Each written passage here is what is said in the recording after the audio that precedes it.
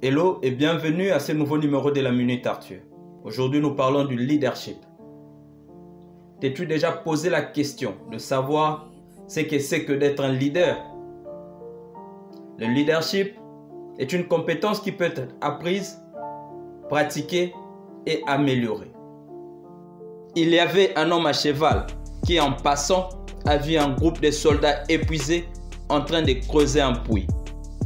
Sur les côtés, se trouvait leur chef de section qui était à l'abri du soleil et ne faisait que donner des ordres. Le passant intrigué est allé demander au chef de section pourquoi n'aidait-il pas son équipe.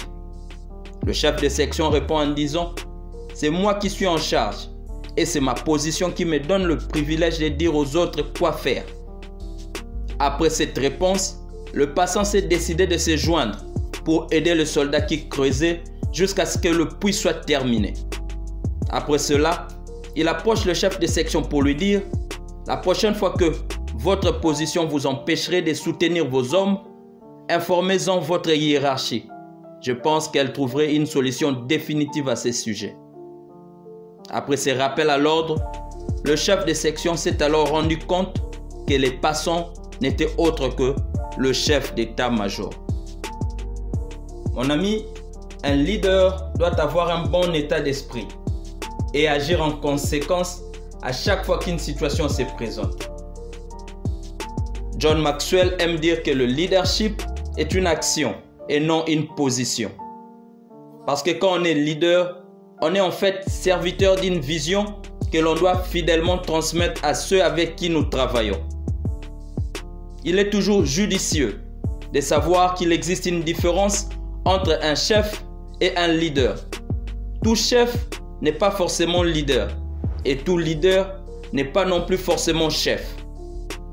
Un bon leader ouvre la voie à son équipe et dirige par exemple pour inspirer l'action. Un vrai leader se soucie du développement des compétences nécessaires pour atteindre les objectifs plutôt que de se concentrer uniquement sur les résultats. Le chef de section dans notre illustration, malgré son autorité, n'était pas un leader. Le manque cruel d'empathie dans son cas a mis à nu ses limites. Une telle personne ne peut diriger que par force ou grâce à sa position, parce que personne ne suivrait volontairement un tel chef. La clé pour être un bon leader, c'est l'influence, pas l'autorité.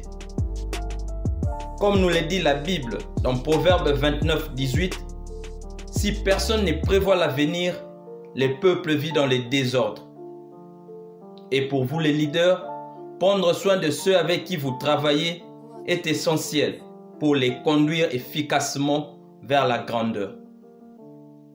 Thank you.